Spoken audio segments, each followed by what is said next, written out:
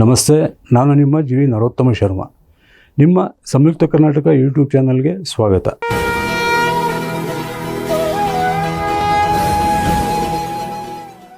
ಈ ದಿನ ನಾವು ಮಾರ್ಚ್ ತಿಂಗಳ ಮೀನರಾಶಿ ಸಂಜಾತರ ಮಾಸ ಭವಿಷ್ಯ ಫಲವನ್ನು ತಿಳಿಯೋಣ. ಮೀನರಾಶಿಯ ಉತ್ತರ ಭದ್ರ ಹಾಗೂ ಪೂರ್ವ ಭಾದ್ರಪದ ನಕ್ಷತ್ರ ಸಂಜಾತರಿಗೆ ಅಧಿಕ ಶುಭ ಫಲವುಂಟು. ರೇವತಿ ನಕ್ಷತ್ರ ಸಂಜಾತರಿಗೆ ಶುಭ ಮಿಶ್ರ ಫಲ. ಈ ತಿಂಗಳು ನಿಮಗೆ ತಿಂಗಳ ದ್ವಿತೀಯಾರ್ಧದಲ್ಲಿ ಅನಾರೋಗ್ಯವಾಗುವಂತಹ ಸಾಧ್ಯತೆಗಳು ಹೆಚ್ಚಿದೆ. ವಿಷಮಶೀತ, ಜ್ವರ, ಉಸಿರಾಟದ ಸಮಸ್ಯೆ, ನೇತ್ರಬಾಧೆ, ನರದೌರ್ಬಲ್ಯತೆ ಹಾಗೂ ಉದರ ಬಾಧೆ ಮತ್ತು ವಾಯು ಪ್ರಕೋಪವು ಈ ತಿಂಗಳಲ್ಲಿ ನಿಮ್ಮನ್ನು ಸತಾಯಿಸಬಹುದು. ಹೃದ್ರೋಗವಿರುವಂತಹ ಅಥವಾ ಲಿವರ್ ಮತ್ತು ಮೂತ್ರಪಿಂಡ ಸಮಸ್ಯೆ ಇರುವಂತಹ ಮೀನರಾಶಿ ಸಂಜಾತರು ವಿಶೇಷ ಎಚ್ಚರಿಕೆಯನ್ನು ಈ ತಿಂಗಳಲ್ಲಿ ವಹಿಸಬೇಕು.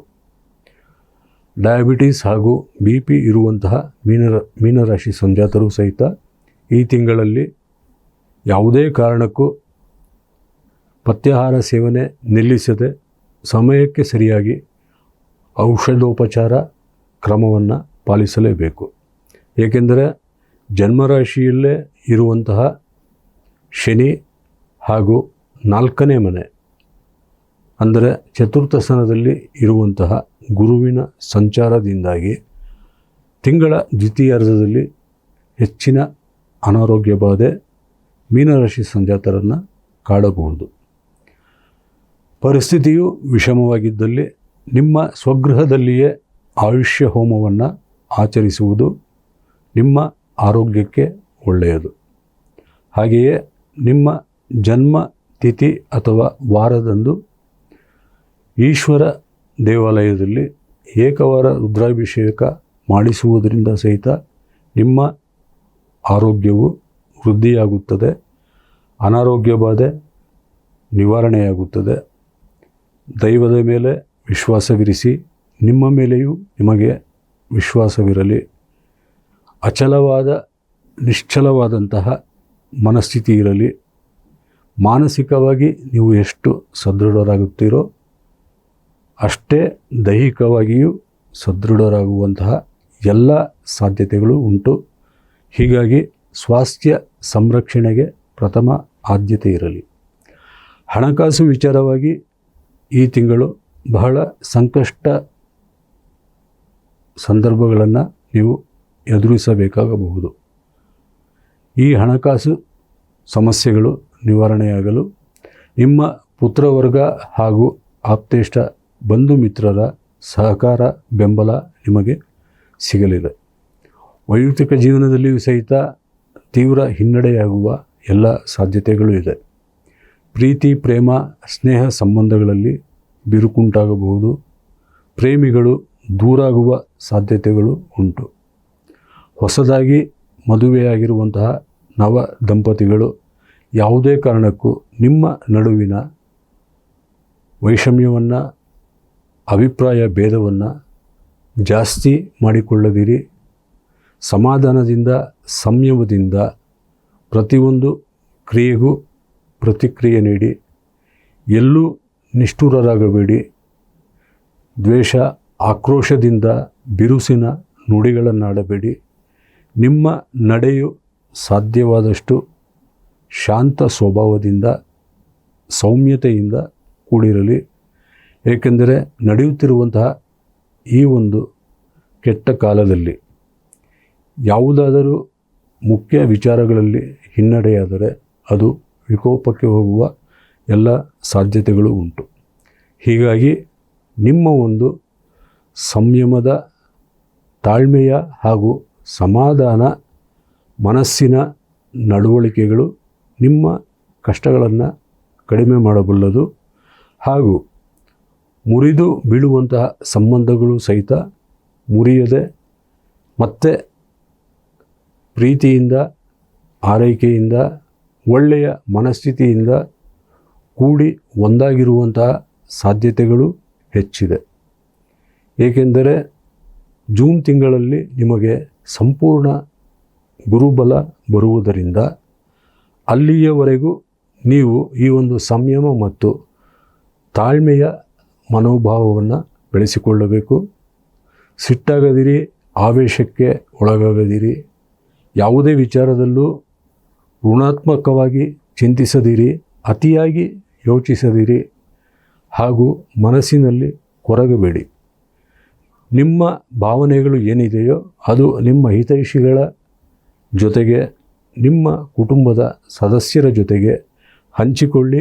ನಿಮ್ಮ ಮನಸ್ಸಿನ ಭಾರವನ್ನು ಕಡಿಮೆ ಮಾಡಿಕೊಳ್ಳಿ. ಏಕೆಂದರೆ ಮನಸ್ಸಿನಂತೆ ಮಹಾದೇವ ಎಂಬುದು ನಿಮಗೆ ತಿಳಿದಿರುವಂತಹ ವಿಚಾರವೇ ಆಗಿದೆ. ನಮ್ಮ ಮನಸ್ಸು ಯಾವ ರೀತಿಯಾಗಿರುತ್ತದೋ ಅದೇ ರೀತಿಯಾಗಿ ಕೆಲಸ ಕಾರ್ಯಗಳಿರುತ್ತದೆ. ಆ ಒಂದು ಕೆಲಸ ಕಾರ್ಯಕ್ಕೆ ಪ್ರತಿಕ್ರಿಯೆಗಳು ಇರುತ್ತದೆ. ಹೀಗಾಗಿ ಪ್ರತಿಕ್ರಿಯಿಸುವಾಗ ನಿಮ್ಮ ಒಂದು ಪ್ರತಿಕ್ರಿಯೆ ಯಾರಲ್ಲೂ ಮುಜುಗರ, ಅಸಮಾಧಾನ, ಸಿಟ್ಟು ಅಥವಾ ಕ್ರೋಧವನ್ನು ತರದೇ ಇರುವಂತಿರಲಿ. ಹಣಕಾಸು ವಿಚಾರವಾಗಿ ನಿಮ್ಮ ಆಪ್ತೇಷ್ಟ ಬಂಧು ಮಿತ್ರರ ಹಾಗೂ ಪುತ್ರವರ್ಗದ ಬೆಂಬಲ ನಿಮಗಿದೆ. ಉದ್ಯೋಗದಲ್ಲಿಯೂ ಸಹಿತ ಉದ್ಯೋಗಿಗಳಿಗೆ ಮಾನಸಿಕವಾಗಿ ಅಶಾಂತಿ ಹೆಚ್ಚಾಗಿ ಬಾಧಿಸುವ ಸಾಧ್ಯತೆಯುಂಟು. ಮೇಲಧಿಕಾರಿ ಹಾಗೂ ಸಹೋದ್ಯೋಗಿಗಳ ಅಸಹಕಾರವೂ ಕೂಡ ನಿಮ್ಮ ಕೆಲಸದ ಒತ್ತಡವನ್ನು ಹೆಚ್ಚಾಗಿ ನಿಮ್ಮ ಒಂದು ಮನಸ್ಸಿಗೆ ವಿರೋಧವಾಗಿ ನೀವು ಅವರ ಜೊತೆ ಹೊಂದಿಕೊಂಡು ಹೋಗಲು ಸಾಧ್ಯವಾಗದೇ ಇರುವಂತಹ ಸಂದಿಗ್ಧ ಹಾಗೂ ವಿಷದ ಪರಿಸ್ಥಿತಿಗಳು ನಿಮ್ಮನ್ನು ಇಕ್ಕಟ್ಟಿನಲ್ಲಿ ಸಿಲುಕಿಸುವ ಎಲ್ಲ ಸಾಧ್ಯತೆಗಳು ಇದೆ. ಜನ್ಮದಲ್ಲಿಯೇ ಇರುವಂತಹ ಶನಿಯ ಸಂಚಾರದಿಂದಾಗಿ ಆಗಾಗ್ಗೆ ನೀವು ವ್ಯತಿರಿಕ್ತವಾಗಿ ಆಲೋಚನೆ ಮಾಡುವುದು ಹಾಗೂ ನಕಾರಾತ್ಮಕವಾಗಿ ಚಿಂತಿಸುವುದು ಹೆಚ್ಚಾಗುವಂತಹ ಸಾಧ್ಯತೆಗಳಿವೆ. ಜನ್ಮದಲ್ಲಿಯೇ ಶನಿಯ ಸಂಚಾರವಿರುವುದರಿಂದ ನೀವು ಹೆಚ್ಚಾಗಿ ವ್ಯತಿರಿಕ್ತ ಮತ್ತು ಋಣಾತ್ಮಕ ಚಿಂತೆಗಳನ್ನು ಮಾಡುವಂತಹ ಸ್ವಭಾವ ನಿಮ್ಮಲ್ಲಿ ಮೈಗೂಡುತ್ತದೆ. ಈ ಸ್ವಭಾವವನ್ನು ಸಾಧ್ಯವಾದಷ್ಟು ಕಡಿಮೆ ಮಾಡಿಕೊಳ್ಳಿ. ಮೊದಲು ನೀವು ನಿಮ್ಮ ಒಂದು ಋಣಾತ್ಮಕ ಚಿಂತೆ ಯೋಚನೆಗಳನ್ನು ಬಿಟ್ಟಲ್ಲಿ ಖಂಡಿತ ನಿಮಗೆ ಒಳಿತುಂಟಾಗಲಿದೆ. ಏಕೆಂದರೆ ಇನ್ನು 3 ತಿಂಗಳಲ್ಲಿ, ಅಂದರೆ ಮಾರ್ಚ್, ಏಪ್ರಿಲ್, ಮೇ ಈ 3 ತಿಂಗಳು ಕಳೆದ ನಂತರ ಜೂನ್ನಿಂದ ನಿಮಗೆ ಪರಿಪೂರ್ಣವಾದಂತಹ ಗುರುಬಲ ಲಭ್ಯವಿರುತ್ತದೆ. 5ನೇ ಮನೆಯ ಗುರುವಿನ ಶುಭಾನುಗ್ರಹದಿಂದ ನಿಮ್ಮ ಎಲ್ಲ ಸಂಕಷ್ಟಗಳು ನಿವಾರಣೆಯಾಗಿ ಬಹಳ ಯಶಸ್ಸಿನ ಹಾಗೂ ಸಂತಸದ ಕಾಲವನ್ನು ನೀವು ಕಾಣಲಿದ್ದೀರಿ.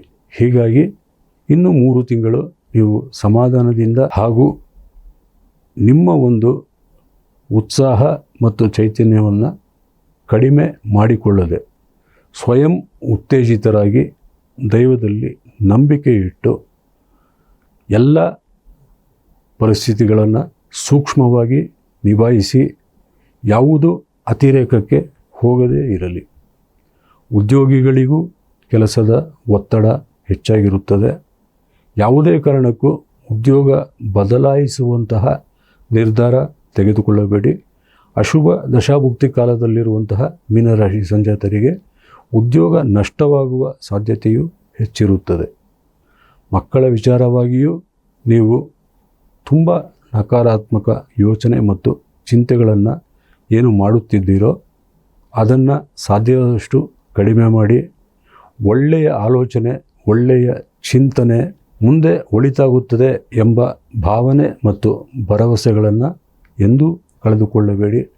ವಿದ್ಯಾರ್ಥಿ ವರ್ಗವು ಉತ್ತಮವಾಗಿ ಮಾಡಿರುವಂತಹ ಅಭ್ಯಾಸಕ್ಕೆ ತಕ್ಕ ಪ್ರತಿಫಲ ಸಿಗಲಿ ಎಂದು ಶ್ರದ್ಧಾ ಏಕಾಗ್ರತೆಗಳಿಗಾಗಿ ದಕ್ಷಿಣಾಮೂರ್ತಿ ಸ್ತೋತ್ರಗಳನ್ನು ಪಠಿಸಿ. ಮೀನರಾಶಿ ಸಂಜಾತರು ಪೀಡಾ ಪರಿಹಾರಾರ್ಥವಾಗಿ ದತ್ತಸ್ತವರಾಜ ಹಾಗೂ ದಶರಥಕೃತ ಶನಿ ಸ್ತೋತ್ರವನ್ನು ನಿತ್ಯವೂ ಪಠಿಸಿ. ನಿಮಗೆ ಭಗವಂತನ ಶುಭಾನುಗ್ರಹವು ಪ್ರಾಪ್ತವಾಗಲಿ, ಎಲ್ಲ ಸಮಸ್ಯೆಗಳು ದೂರಾಗಲಿ ಎಂದು ದೈವ ಪ್ರಾರ್ಥನೆ ಮಾಡಿಕೊಳ್ಳುತ್ತಾ ಮತ್ತೊಮ್ಮೆ ನಿಮ್ಮಲ್ಲಿ ವಿನಂತಿ ಮಾಡಿಕೊಳ್ಳುತ್ತೇನೆ. ನಿಮ್ಮ ಸಂಯುಕ್ತ ಕರ್ನಾಟಕ ಯೂಟ್ಯೂಬ್ ಚಾನಲ್ಗೆ ಸಬ್ಸ್ಕ್ರೈಬ್ ಆಗಿ ನಿಮ್ಮ ಸಂಯುಕ್ತ ಕರ್ನಾಟಕ ಯೂಟ್ಯೂಬ್ ಚಾನಲ್ಗೆ ಸಬ್ಸ್ಕ್ರೈಬ್ ಆಗಿ ನಿಮ್ಮವರನ್ನು ಸಬ್ಸ್ಕ್ರೈಬ್ ಮಾಡಿಸಿ, ಲೈಕ್ಸ್ ಮಾಡಿ, ಶೇರ್ ಮಾಡಿ, ಕಾಮೆಂಟ್ಸ್ ತಿಳಿಸಿ. ಮತ್ತೆ ಮುಂದಿನ ಕಾರ್ಯಕ್ರಮದಲ್ಲಿ ಭೇಟಿಯಾಗುತ್ತೇನೆ. ಧನ್ಯವಾದಗಳು.